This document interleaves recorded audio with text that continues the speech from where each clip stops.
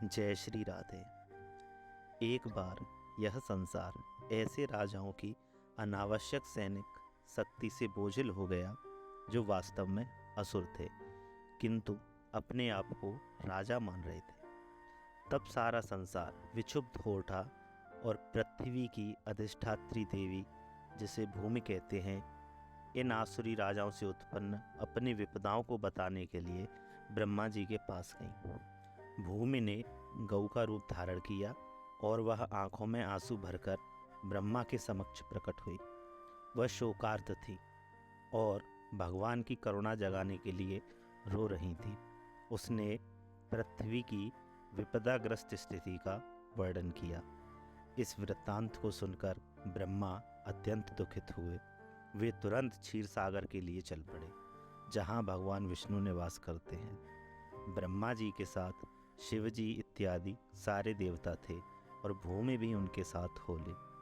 क्षीर सागर के तट पर आकर ब्रह्मा जी भगवान विष्णु को, जिन्होंने पहले बराह का दिव्य रूप धारण करके पृथ्वी लोक की रक्षा की थी, प्रसन्न करने का उपाय करने लगे।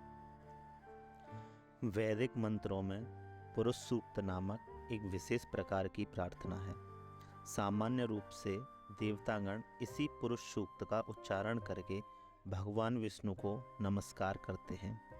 यहाँ यह ज्ञातव्य है कि जब भी किसी लोक में कोई उपद्रव होता है तो उस लोक का अधिष्ठाता देव, इस ब्रह्मांड के स्वामी ब्रह्मा के पास जा सकता है और ब्रह्मा जी भी परमेश्वर विष्णु के पास जा सकते हैं, किंतु वे वहीं प्रत्यक्ष दर्शन नहीं अपितु क्षीर सागर के तट पर खड़े होकर उनका प्रत्यक्ष दर्शन कर सकते हैं।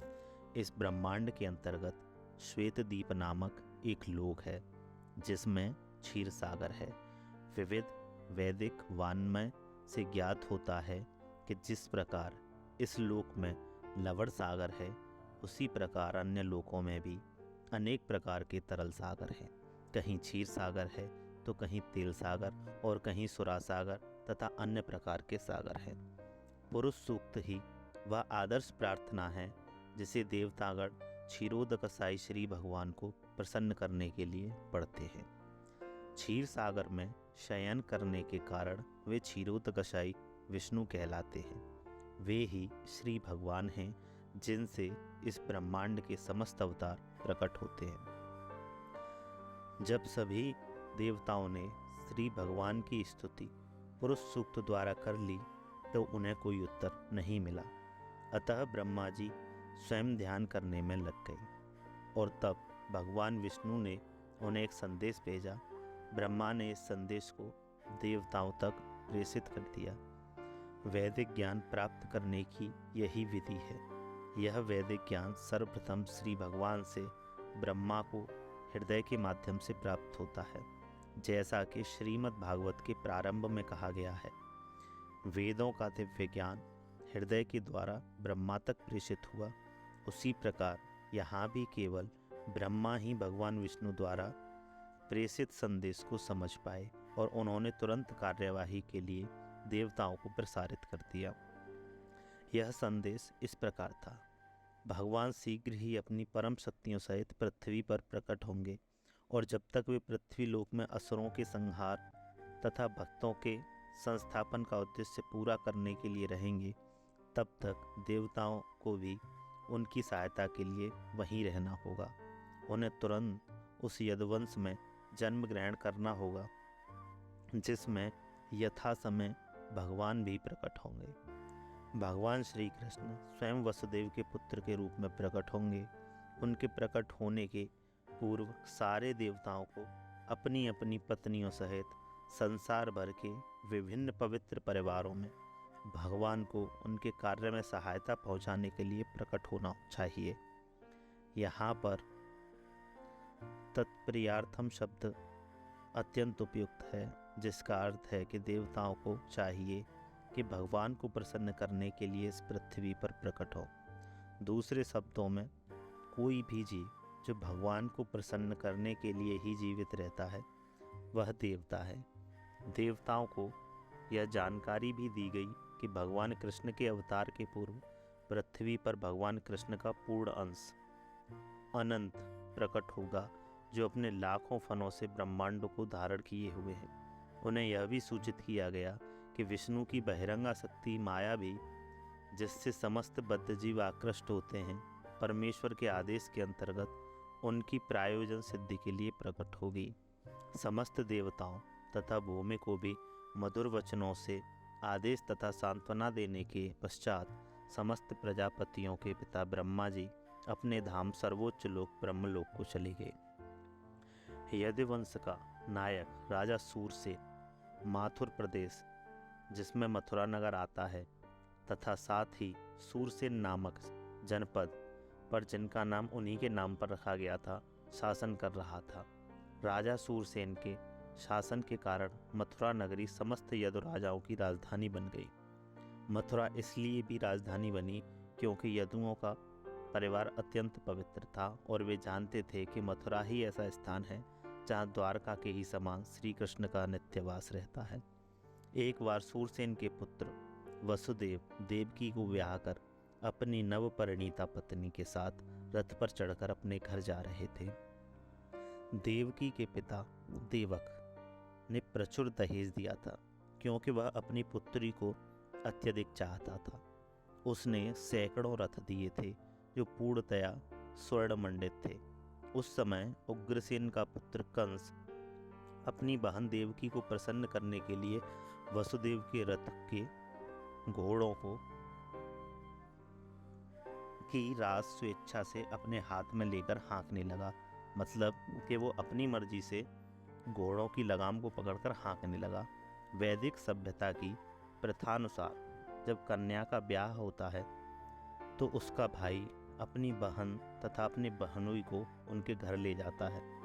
नवविवाहिता कन्या को अपने पिता के परिवार का विछोह न खले, इसलिए भाई उसका साथ तब तक जाता है जब तक वह अपनी ससुराल न पहुंच जाए। देवक ने जो पूरा दहेज दिया था वह इस प्रकार था: स्वर्ण हारों से मंडित 400 हाथी, 15,000 सुसज्जित घोड़े तथा 1800 रथ। उसने अपनी पुत्री के साथ जाने के लिए 200 सुंदर बालिकाएं भी भेजने की व्यवस्था की थी।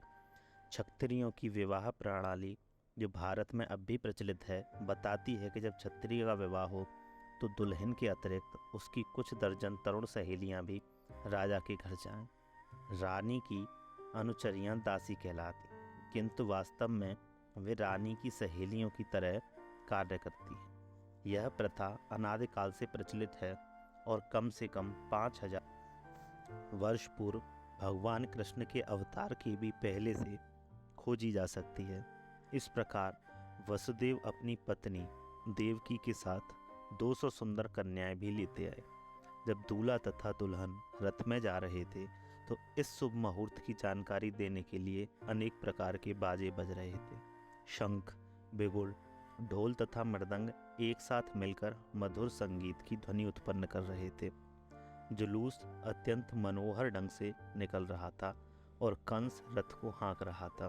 तभी आकाश से अचानक एक आश्चर्यजनक ध्वनि गूंजी, जिसने विशेष रूप से कंस को उद्बोधित किया। हे कंस, तुम कितने मूर्ख हो! तुम अपनी बहन तथा बहनोई का रथ हाँक रहे हो, किंतु तुम यह नहीं जान रहे कि तुम्हारी इसी बहन की 8वीं संतान तुम्हारा वध करेगी। कंस भोजवंशी उग्रसेन का पुत्र था। कहा जाता है कि कंस समस्त भोजवंशी राजाओं में सर्वाधिक आसुरी था। आकाशवाणी सुनते ही उसने देवकी की केस पकड़ लिए और उसे अपनी तलवार से मारना चाहा।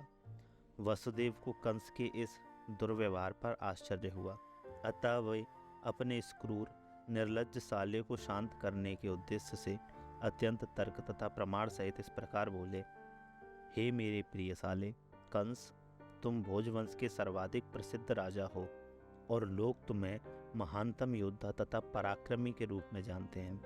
आखिर तुम इतने क्रुद्ध क्यों हो गए कि अपनी बहन को उसके विवाह के शुभ अवसर पर मारने के लिए उद्यत हो गए हो? तुम अपनी मृत्यु से इतने भयभीत क्यों हो? मृत्यु तुम्हारे जन्म के साथ ही उत्पन्न हो चुकी है। जिस दिन तुमने जन्म ग्रहण किया उसी दिन तुम्हारी मृत्यु प्रारंभ हो गई। मान लो कि तुम 25 वर्ष के हो, इसका अर्थ यह हुआ कि तुम पहले ही 25 वर्ष मर चुके हो, तुम हर पल हर क्षण मर रहे हो, तो फिर मृत्यु से इतना क्यों डर रहे हो? अंततः मृत्यु अवश्यम भावी है। तुम चाहे आज मरो या 100 वर्ष बाद, तुम मृत्यु से बच नहीं सकते, तो फिर मृत्यु से इतना क्यों डरते हो? वस्तुतः मृत्यु का अर्थ है इस वर्तमान शरीर का विनाश।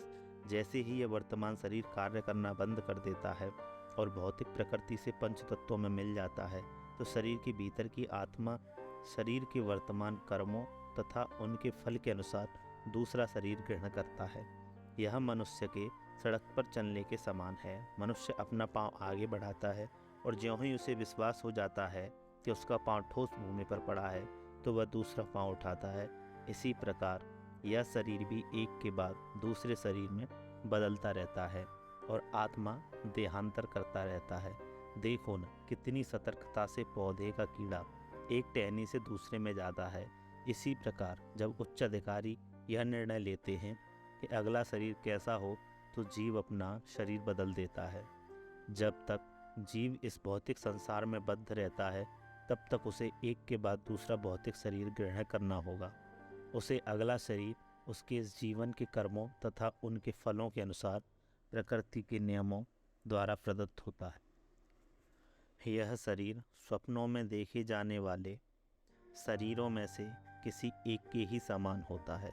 सोते समय स्वप्न में हम अपनी मानसिक सृष्टि के अनुसार अनेक शरीरों की रचना करते रहते हैं।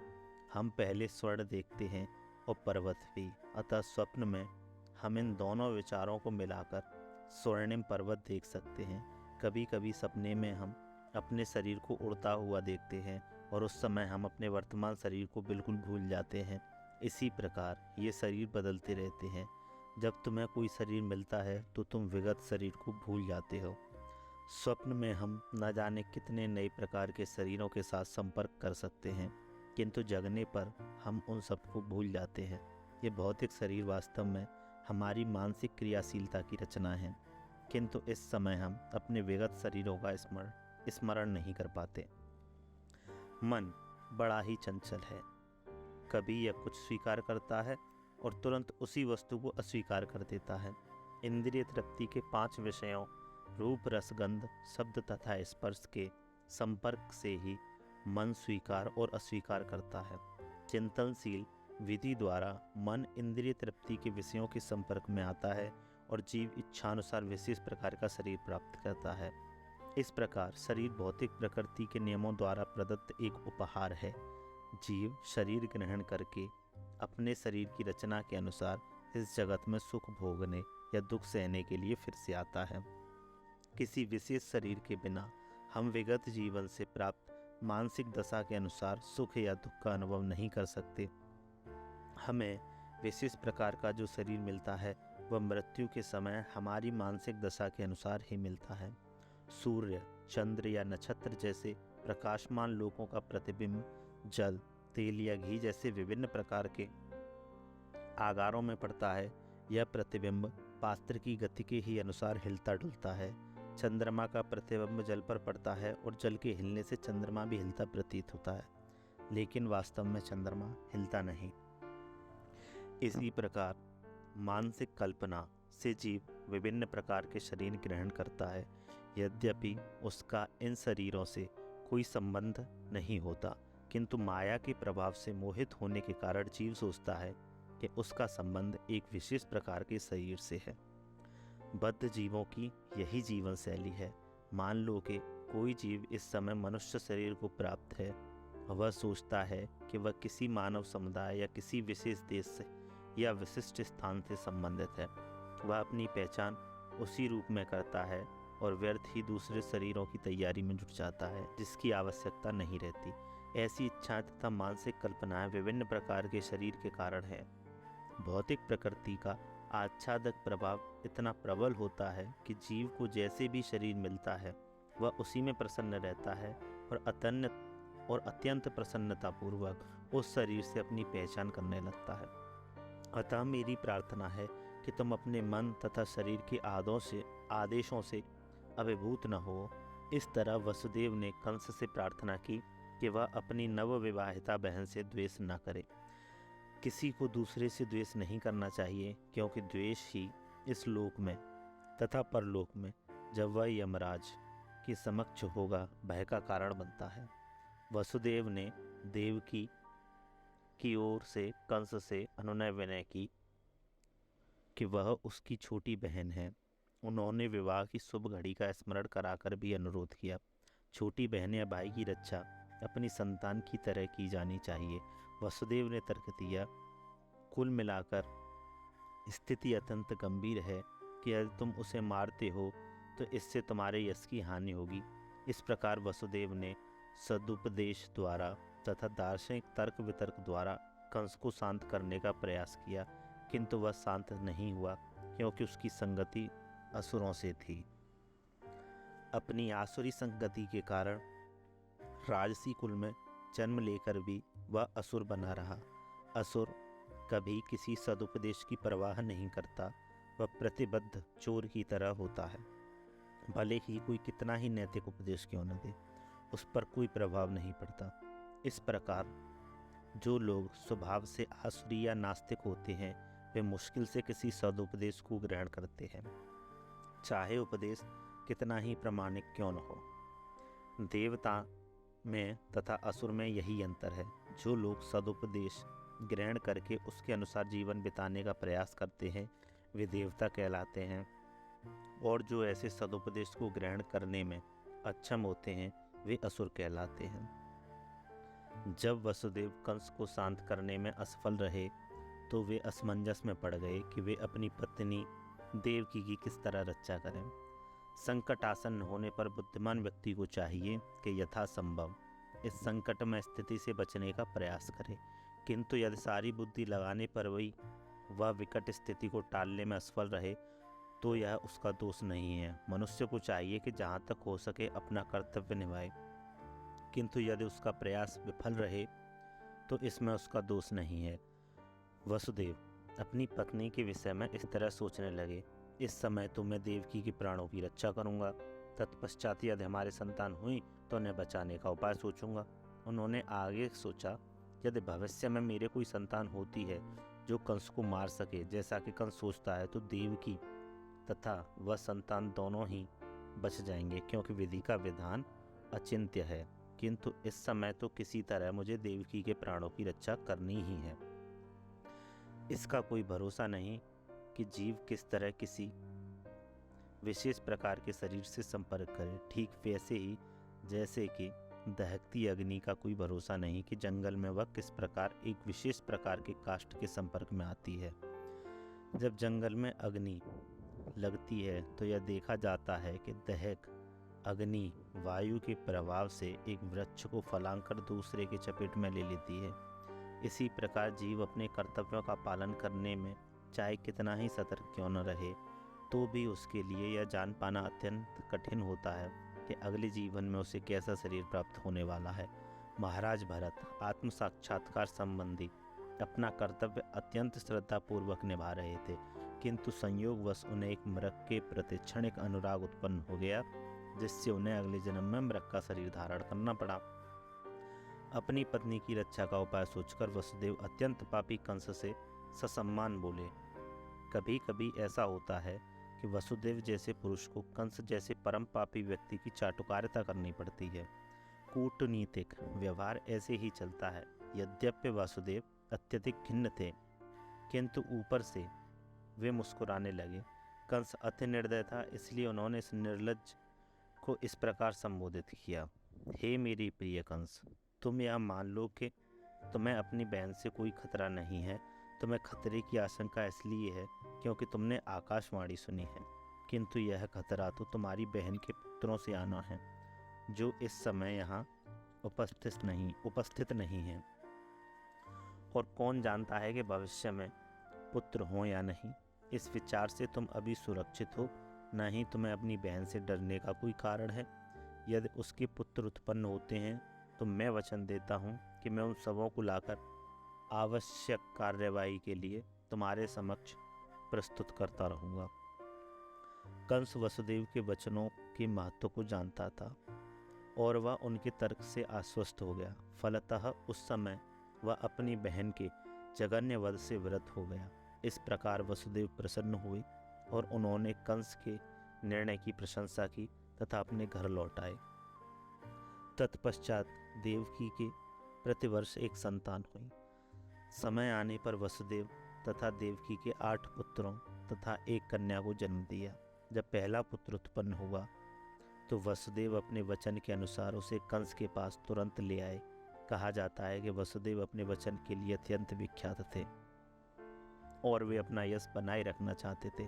यद्यपि नवजात पुत्र को कंस के हाथ में सौंपना वसुदेव के लिए अत्यंत कष्टप्रद था, किंतु इससे कंस अत्यंत प्रसन्न हुआ और वसुदेव के आचरण से कुछ दयार्थ हो उठा।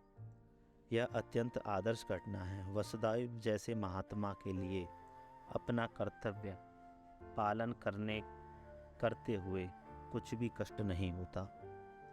वसुदेव जैसा विद्वान पुरुष बिना हिचक के अपना कर्तव्य पालन करता है, जबकि कंस जैसा असुर कोई भी घृणित कर्म करने में भी कभी हिचकिचाता नहीं। इसलिए कहा गया है कि साधु पुरुष सभी प्रकार के कष्टमय जीवन सहन कर सकता है। विद्वान पुरुष अनुकूल परिस्थितियों की प्रतीक्षा किए बिना अपना कार्य कर सकता है। कंस जैसा नृशंस व्यक्ति कोई भी पाप कर सकता है और एक भक्त भगवान को प्रसन्न करने के लिए सब कुछ न्यौछावर कर सकता है। वसुदेव के व्यवहार से कंस संतुष्ट हो गया। वह यह देखकर आश्चर्यचकित था कि वसुदेव ने अपने वचन का पालन किया। अतः उन पर दयालु प्रसन्न होकर इस प्रकार बोलने लगा, हे वसुदेव, इस पुत्र को मुझे भेंट करने की कोई आवश्यकता नहीं है। मुझे इस पुत्र से कोई खतरा नहीं है। मैंने सुना है कि तुम्हारा तथा देवकी का 8वां पुत्र मुझे मारेगा, तो फिर मैं इस पुत्र को व्यर्थ ही क्यों स्वीकार करूं? तुम इसे वापस ले सकते हो। जब वसुदेव अपने प्रथम पुत्र को लेकर घर लौट रहे थे तो यद्यपि वे कंस के व्यवहार से प्रसन्न थे, तथापि उन्हें उस पर विश्वास नहीं हो रहा था, क्योंकि वह जानते थे कंस किसी के वश में नहीं है। एक नास्तिक पुरुष कभी भी अपने वचन का पक्का नहीं हो सकता। जो व्यक्ति अपनी इंद्रियों को वश में नहीं रख सकता, वह अपने संकल्प में किस प्रकार दृढ़ हो सकता है। महान राजनीतिज्ञ चाणक्य पंडित ने कहा है, कभी भी किसी कूटनीतिज्ञ या स्त्री पर विश्वास न करना। जो लोग अनियंत्रित इंद्रिय तृप्ति में आसक्त हैं, वे कभी भी सत्यनिष्ठ नहीं हो सकते, न कभी उन पर विश्वास किया जा सकता है। उस समय कंस के पास महर्षि नारद आए। उनको जानकारी मिली कि कंस ने वसुदेव पर दयार्थ होकर पहले नवजात शिशु को लौटा दिया है। नारद अत्यंत उत्सुक थे कि जितनी जल्दी हो सके भगवान कृष्ण अवतार लें।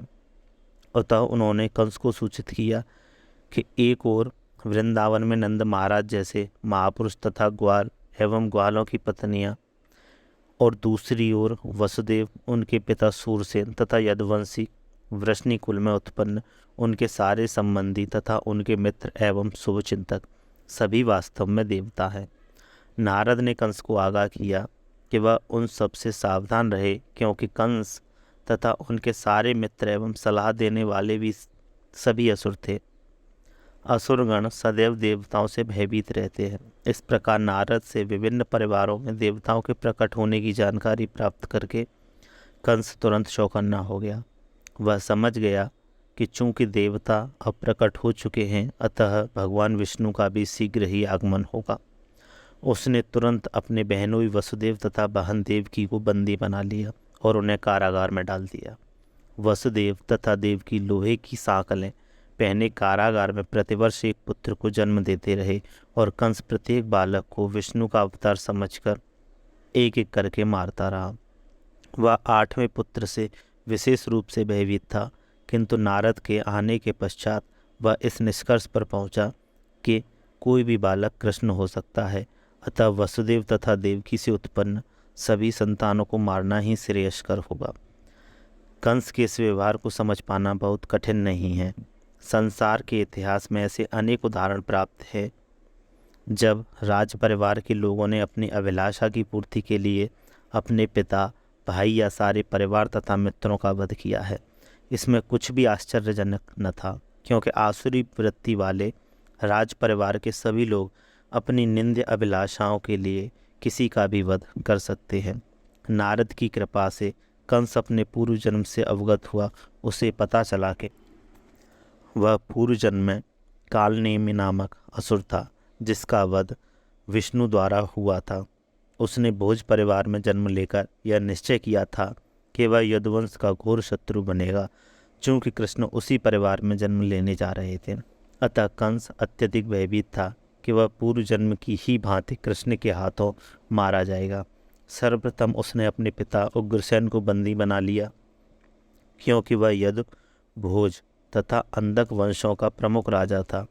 उसने वसुदेव के पिता सूरसेन के राज्य पर भी अधिकार जमा लिया और अपने आप को इन समस्त देशों का राजा घोषित कर दिया। इस प्रकार लीला पुरुषोत्तम भगवान श्री कृष्ण के अंतर्गत भगवान श्री कृष्ण का अवतरण नामक प्रथम अध्याय का भक्ति वेदांत तात्पर्य पूर्ण हुआ। जय श्री राधे। यदि आपको कथा अच्छी लगी हो तो चैनल को सब्सक्राइब करें और मित्रों के साथ शेयर करें, और आगे भी आप ऐसी कथा सुनते रहें और अपनी राय कमेंट बॉक्स में ज़रूर दें। धन्यवाद।